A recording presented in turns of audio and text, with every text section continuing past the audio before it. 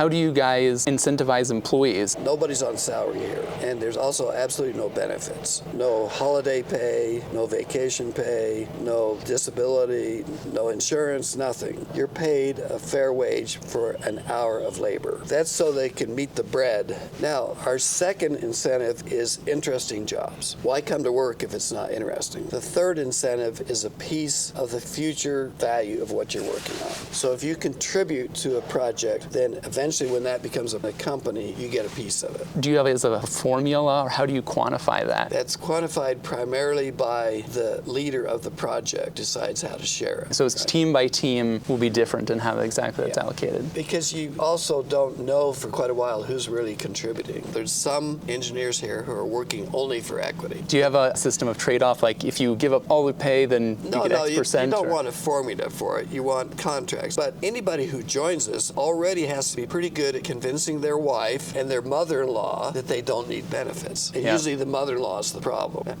Because of our culture, we think benefits are good. Benefits are just a way to enslave people. Golden handcuffs are no different than slavery. Every one of my employees, once they get into it, find they can beat the corporate because they didn't necessarily need that holiday they thought they needed or that vacation time they wanted. And they didn't necessarily need the medical stuff that the corporate was offering them. So once they really figured out, they prefer just getting money over specifics. I only want catastrophic insurance coverage, and that's it. Years and years ago, I was the opposite. I was Mr. Dictator, and I had the benefits galore for everybody. This is 40 years ago. I had more benefits than anybody in the valley. And one day, a young pregnant mother came into my office, and her husband was a good engineer that worked for me, and she swore at me like I've never heard ever. But corporate, had changed the health plan because we were getting a better deal from this other company. We were doing the corporate thing. Well, that affected her personally, and I heard it, right? So that's what finally put me over thinking of, why am I planning my employees' wives' families' life? Why am I doing that? What makes me think I can do that better than them?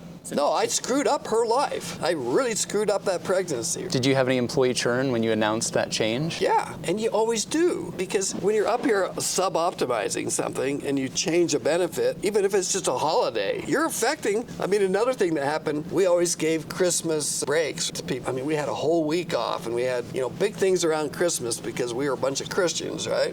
I came in one Christmas holiday, and my Vietnamese crew was busy working away. I said, what's going on? It's a holiday, right? And she said, it's not a holiday for us. We'd rather get paid and get this thing out, right? So the same thing. I mean, who am I to decide what days you take off? So is your policy you can take off whenever, you just don't get paid for those hours? You don't get paid. We don't care.